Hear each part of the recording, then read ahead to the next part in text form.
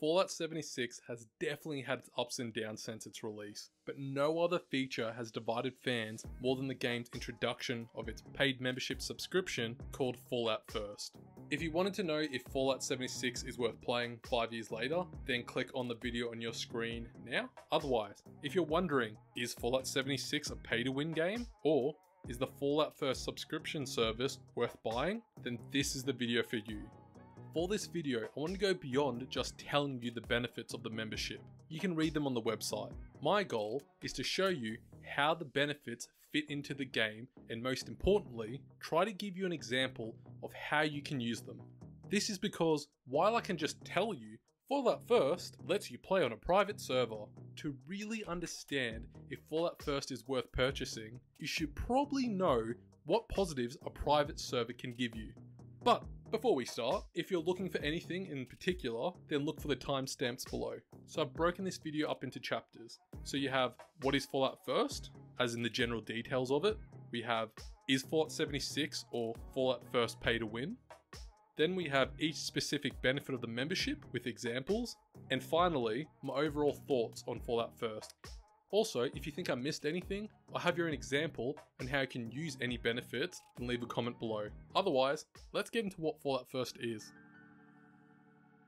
As quoted from the Bethesda storefront itself, Fallout First is a premium membership that enhances the Fallout 76 experience. It provides you with multiple extra features, extra cosmetics, and 1,650 atoms per month. Now, atoms are the game's in-store microtransaction currency. The cost of membership of Fallout First is $12.99 USD for 1 month or $99 for a year. It also has regional pricing, meaning it can be more expensive depending on where you live around the world. Now, while talking about the cost and in-game currency you get, it should be noted that the microtransaction currency packs come in different bundles with various discounts. When looking at the price of similar atoms compared to membership, there is the 1100 atoms pack for around $9.99 or the 2400 atoms pack for $19.99. Now, before looking into each benefit, we need to have a discussion on the difference between pay to win and pay for convenience. In particular, where does Fallout 76 fall into? If you're just interested in the benefits that Fallout First gives you, then feel free to skip this part. Firstly, it's best to discuss what I mean by pay to win. I see pay to win as paying real world money to gain an advantage over other players. So this can be by buying better gear, weapons, or just more power. To put it simply, let's say you're preparing to fight the hardest boss in the game. So to prepare, you get the best weapons, you craft potions and food to gain the best perks and benefits for the fight. For me, if any advantage that makes your character stronger or better in that fight costs real world money, then I would count that as pay to win. Now, this can get a little bit challenging to define if players can also make those items, because then it becomes an argument on how freely available they are and the ease of which the player can create those items. But regardless, while every game and monetization system is different, when it comes to microtransactions, I would classify Fallout 76 as not pay to win.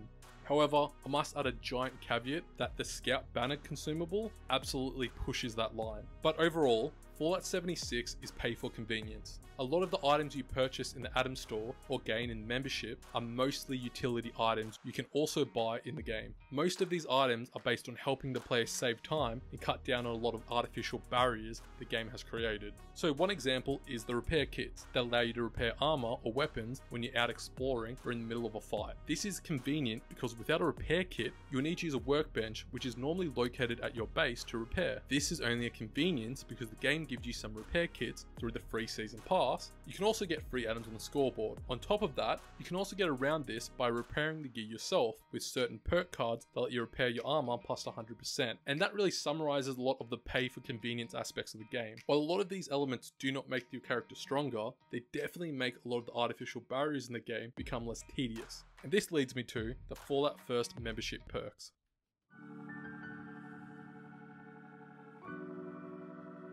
First up, we have Private Worlds. This benefit allows you to create a private server where you and up to 7 friends can play on their own server. Your friends do not need to have Fallout First to play on the server with you. However, the server needs at least one person with a membership, otherwise it will close. All progress on this private server is linked to the game's adventure mode, meaning progress is saved. So some people might be wondering, but why is a private server a feature I would use? Especially when the game barely has PvP? Well, there are 2 major reasons. Firstly, the main way to level up your season pass is through completing daily and weekly challenges. These challenges can include collecting a certain amount of an object or killing a certain amount of a particular enemy. Now let's say your daily challenge is to kill 10 scorched enemies, so you travel to the location on the map that is usually flooded with these enemies. However, because other players have the same daily challenge, you discover that another player has already cleared the area. You would normally wait for respawns or just server jump, but because private servers are completely new servers, it means all the enemies and preset loot locations will be there.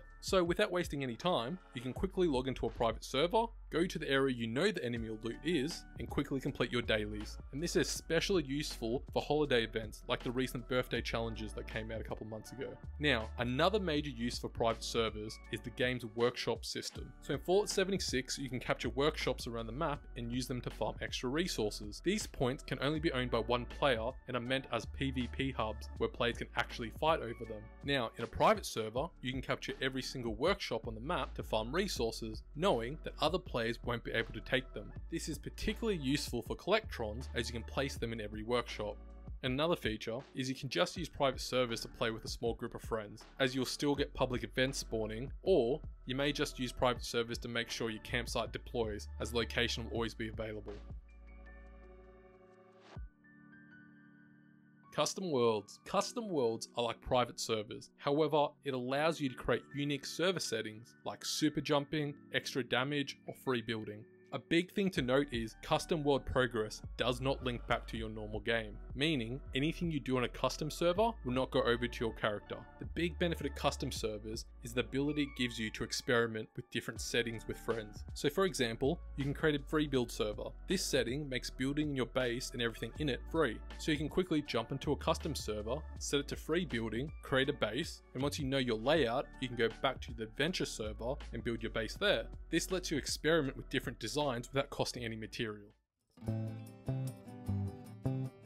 Scrap box and ammo box. Now, one of the biggest benefits of Fallout First is a scrap and ammo box. These boxes allow you to store unlimited scrap and ammunition. Now, for those who are unfamiliar, scrap is used to build your base and craft different armor and weapons. So why is unlimited storage of scrap and ammunition important? Well, in Fallout 76, your character has a limited carry weight and you can only store up to 1200 weight worth of items in your base. As you start playing, this will rarely impact you. However, especially endgame, the 1200 weight is not even close to enough storage, especially when you get a single weapon or one piece of armor that can weigh over 10 to 20 weight. And the more you play, you will need to store different weapons, different armor sets, combat aids, and food. This doesn't even count the gear you will be holding onto because the game has daily sell limits or the space you will use for your in-camp vendor. So usually, scrap and ammo count towards that 1200 weight. However, if you have Fallout First, you can store as much scrap or ammo in those boxes as you want. Just be aware they won't store fusion and plasma cores. Also, a major point to remember is that only subscribers can place items in the boxes. So if you're no longer a member, you can only take from the boxes and not put anything new in them. Now, the biggest benefit of the scrap and ammo boxes is the freedom it gives you to just loot everything at big world events. This is because you know all scrap and ammo would just eventually go into your unlimited storage, which means you didn't have to inventory manage as much, as you could easily deal with it once you got back to base. Survival tent. Now, the survival tent is a small pre-built base that you can place on the map and use as another free quick travel point that does not take up your pre-existing camp spot. Now, your survival tent has a couple of different designs that you can unlock or buy. However, they generally have a sleeping bag, some different workbenches, and storage. Now, the biggest benefit of survival tents is the ability it gives you to quickly place down a base that when you are over encumbered, as in you have more items than you can carry, you cannot fast travel in the game, and you will receive and movement speed penalty. The survival tent allows you to place a mini base anywhere so you can quickly store your items in it, then continue playing like nothing happened.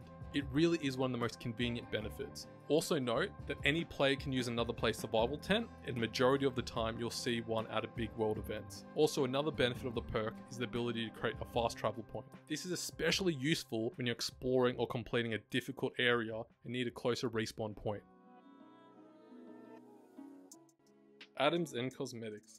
Last but not least is the cosmetics and microtransaction store benefits of Fallout First. So these are actually multiple benefits that, for simplicity, I'll categorize them into 3 sections. So firstly, we have the free cosmetic unlocks. This includes the Fallout Ranger armor outfit, special emotes, and the free exclusive Fallout First items that rotate throughout the year.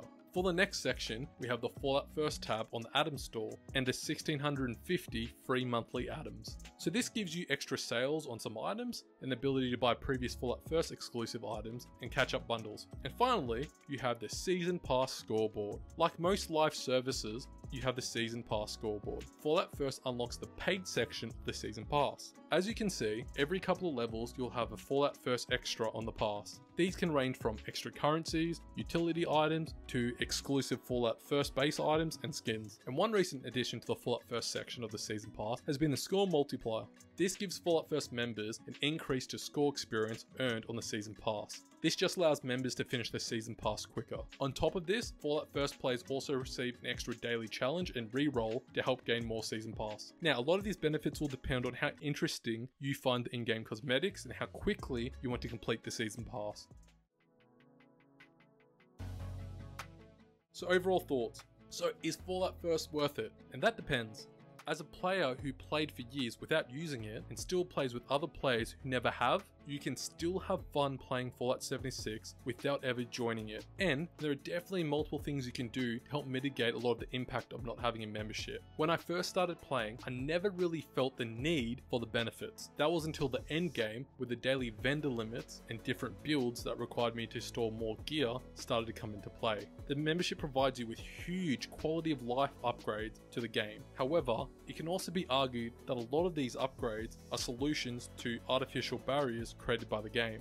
Because on one hand, the membership provides you with more freedom to create your own worlds and easier inventory management and extra cosmetics. However, on the other hand, it has terrible regional pricing. It forces you to get items that you may not want to use, and it makes certain aspects of the game easier by removing barriers the game created. So Fallout First worth will depend heavily on how you play the game. For me, Fallout First allows me to sub for a month as soon as a season launches so I can easily finish the pass. I then unsub for a couple of months until the next season. And noting that the game does not charge for new content like mini expansion and provides what most other games view as paid season pass tiers, it makes Fallout First a more understandable purchase. But again, Fallout First worth may depend on how often you play and how much value you put on certain cosmetics. So, is Fallout First worth it? Well, it depends on how much value you see in these benefits. But ultimately, I just hope they launch a Fallout First version without the atoms. Thank you for listening.